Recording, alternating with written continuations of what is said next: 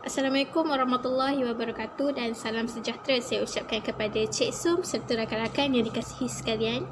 Jadi pada hari ini saya Nur Farah Ain binti Amran serta dua rakan saya Fatrin Najah dan Muhammad Nafizuddin akan membentangkan hasil laporan kajian yang kami lakukan mengenai tahap kesedaran warga IPG Kampus Gaya tentang novel coronavirus yang melanda negara kita pada waktu kini.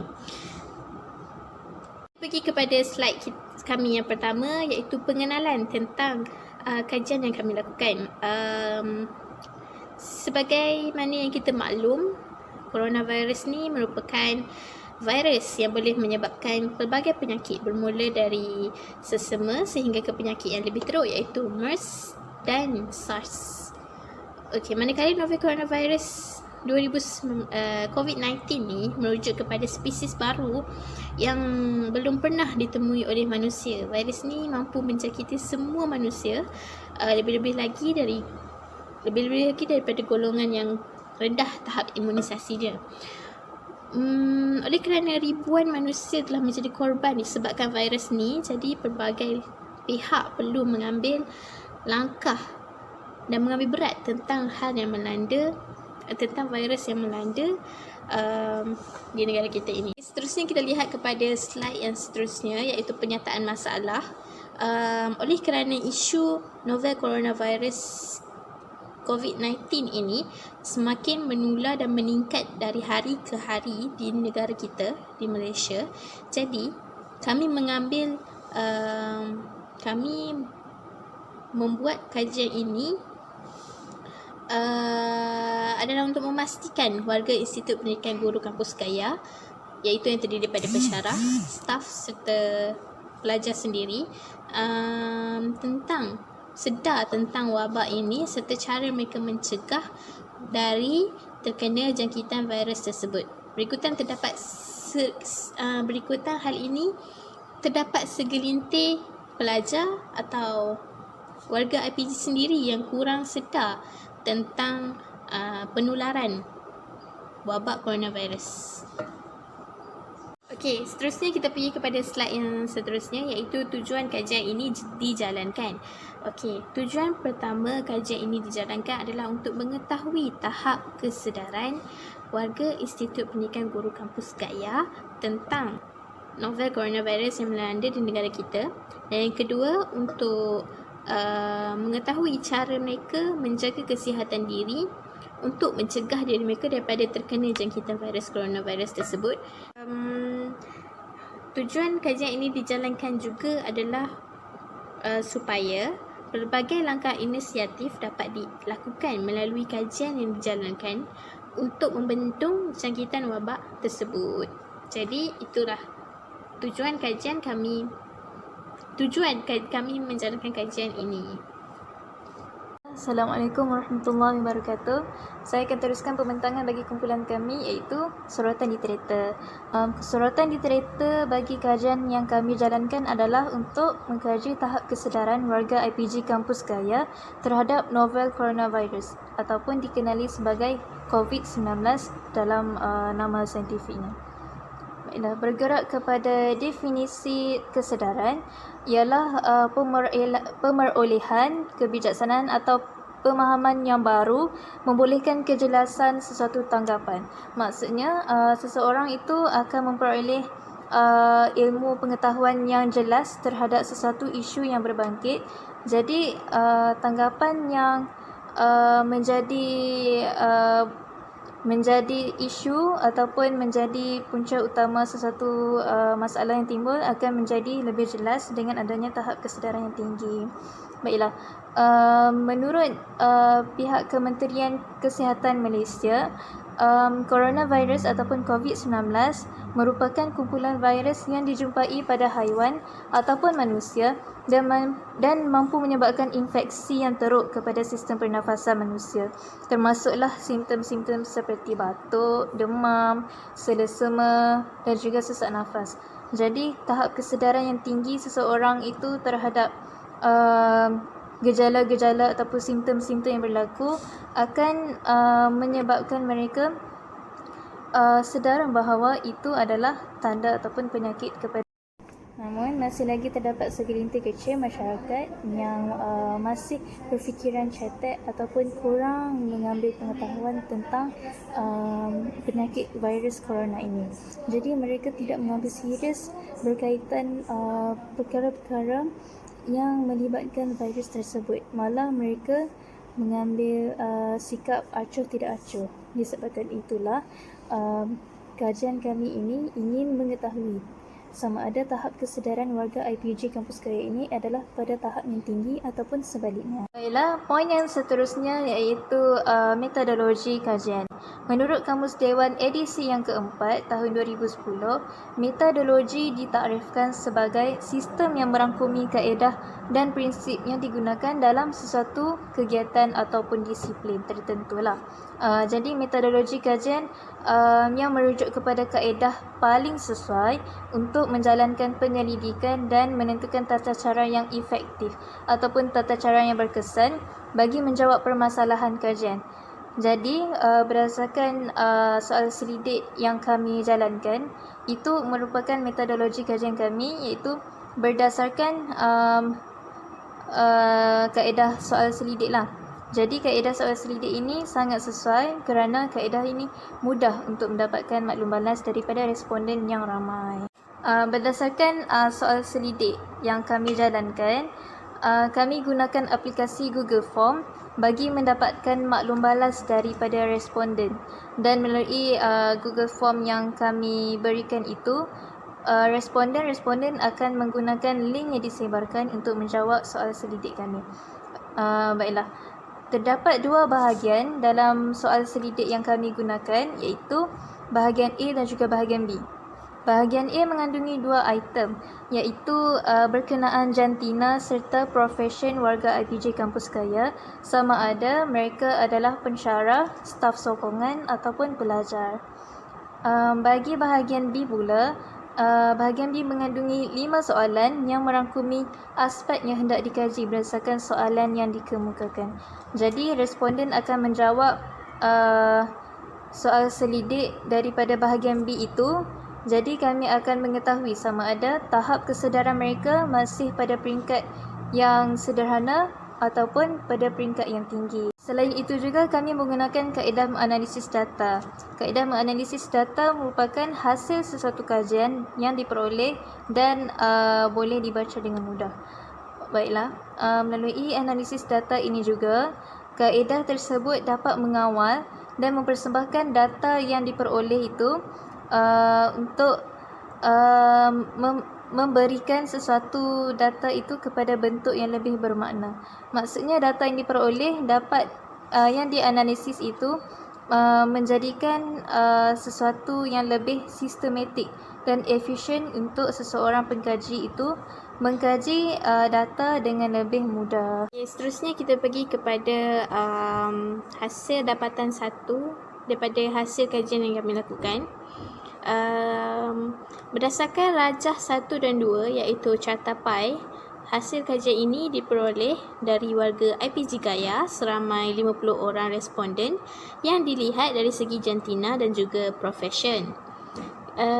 Kajian ini melibatkan seramai 30 orang pelajar serta 10 orang pensyarah dan 10 orang staf sokongan. Jika kita lihat dari rajah 1, jantina perempuan merupakan responden tertinggi iaitu seramai 56%, manakala lelaki hanya seramai 44%. Di samping itu, kita lihat pula pada rajah kedua, responden dari setiap profesi menunjukkan peratusan yang penuh iaitu pelajar 60%, pensyarah 20% dan staf sokongan seramai 20%. Untuk pengetahuan, kajian yang kami jalankan ini adalah pada fasa pertama wabak penularan novel coronavirus di Malaysia. Rajah berikut menunjukkan carta pai bilangan responden berdasarkan jantina dan rajah kedua bilangan responden berdasarkan profession. Baiklah, Assalamualaikum warahmatullahi wabarakatuh. Saya akan meneruskan pembentangan hasil kajian kami, iaitu 4.1 dapatan 2. Okey, baiklah, kita akan teruskan dengan analisis data. berdasarkan jadual 1 adalah analisis item berkenaan soalan 1 dalam kajian. Soalan 1. Tahukah anda tentang wabak penyakit coronavirus COVID-19? Baiklah, berdasarkan jadual yang diberi yang terhasil itu, dapat lihat merupakan respon daripada soalan yang diberikan. Baiklah, kita teruskan. Baiklah, jadual 1 menunjukkan data analisis tentang kekerapan, peratusan dan min responden warga IPGK Gaya yang mempunyai pengetahuan tentang wabak penyakit coronavirus COVID-19. Nilai min tertinggi dicatatkan oleh profesyen pensyarah, iaitu sebanyak 3.0 seperti yang ditunjukkan dalam jadual. Baik, kita dapat lihat min yang tertinggi di kotak yang kedua tu 3.0, menunjukkan min yang tertinggi. Baiklah, seterusnya min bagi pelajar menunjukkan sebanyak 2.90 dan staf sokongan sebanyak 2.70. Dapat kita simpul di sini, semua warga di IPGK Gaya tahu tentang wabak penyakit coronavirus COVID-19. Ini kerana tiada warga yang menjawab dengan jawapan tidak. Maksudnya di sini tiada sebarang respon yang memilih pilihan tidak. Hanya segelintir dari mereka sahaja. Maksudnya dari mereka tu, dari tiga kelas responden, pelajar, pensyarah dengan staf sokongan yang memilih kurang pasti tentang wabak yang kian menular ini. Baiklah, kita teruskan dengan jadual 2, iaitu analisis item berkenaan soalan 2 dalam kajian. Baiklah, soalan 2 berbunyi, menurut pandangan anda, di manakah tempat yang paling berisiko untuk wabak ini merebak? Baiklah, di situ jadual yang kami dapat buat berdasarkan hasil responden. Okay, seterusnya. Baiklah, jadual 2 di atas merupakan soalan tentang 4 tempat yang paling berisiko untuk wabak penyakit coronavirus COVID-19 ini merebak. Kita dapat tengok dekat situ, seramai 93.3% pelajar menjawab wabak tersebut merebak di pusat membeli belah, manakala pensyarah 70% dan staf sokongan sebanyak 60%. Namun, terdapat sebilangan warga IPGK Gaya menganggap wabak ini merebak di restoran serta tandas. Yang dapat kita tengok, nilai min tertinggi yang dicatatkan oleh warga IPGK Gaya profesyen pelajar, iaitu sebanyak 3.93. Maksudnya golongan pelajar ni lebih tahu tentang tempat yang paling berisiko untuk wabak ini merebak. Kita teruskan dengan jadual 3, iaitu analisis item berkenaan soalan 3 dalam kajian. Soalan 3, apakah punca utama berlakunya virus tersebut? Okay, di sebelah soalan itu jadual secara keseluruhan peratusan, faktor persekitaran serta faktor kebersihan. Okay, berdasarkan jadual 3 di atas, seramai 33 orang IPGK Gaya mengatakan bahawa punca utama berlakunya virus tersebut ialah disebabkan faktor kebersihan. Hal ini dapat dilihat dari kekerapan pelajar seramai 23 orang, pensyarah 7 orang serta staf sokongan seramai 3 orang.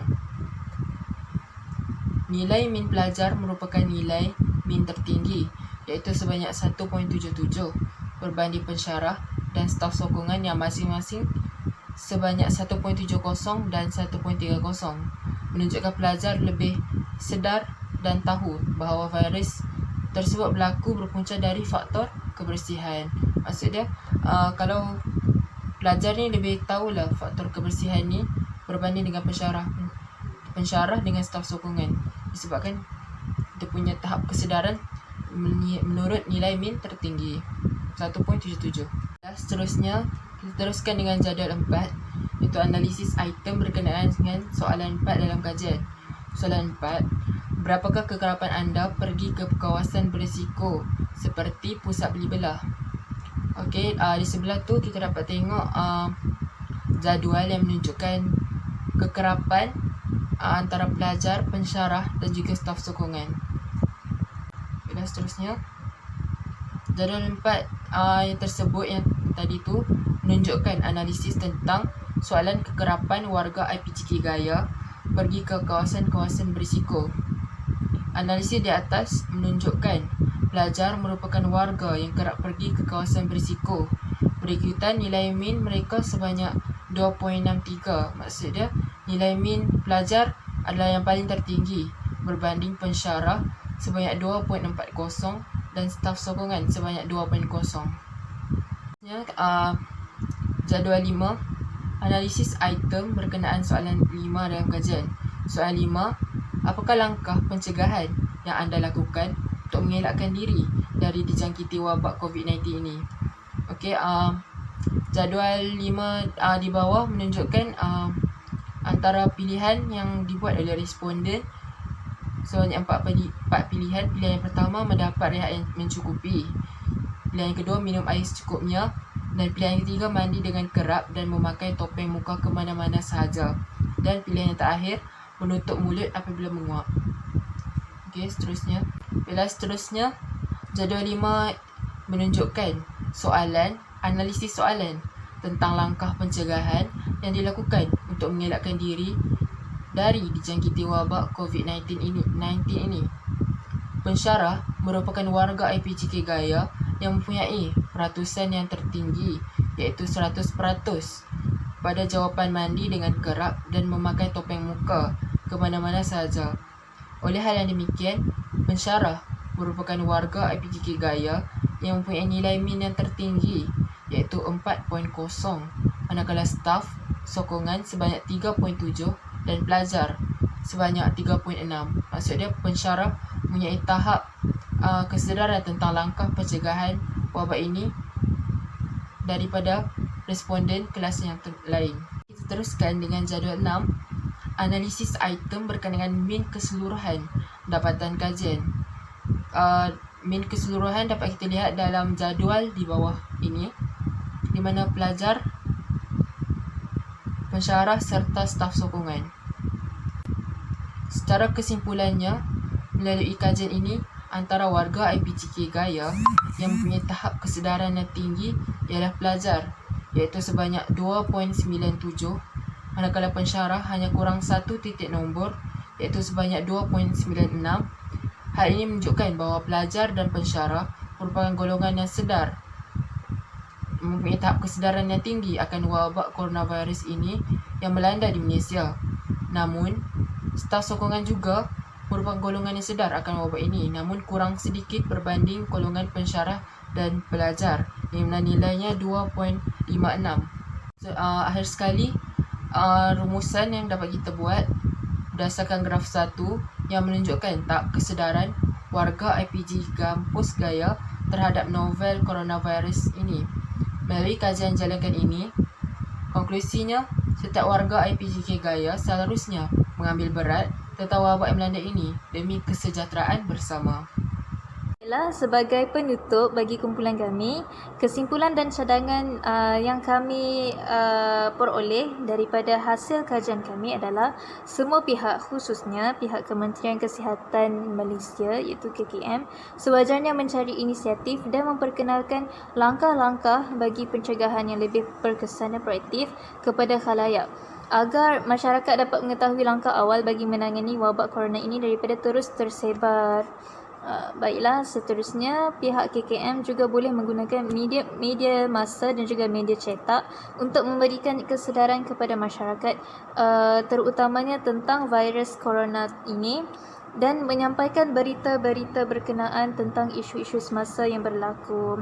Masyarakat juga sewajarnya segera mendapatkan rawatan perubatan sekiranya mengalami tanda-tanda gejala seperti demam, batuk, selesema ataupun sesak nafas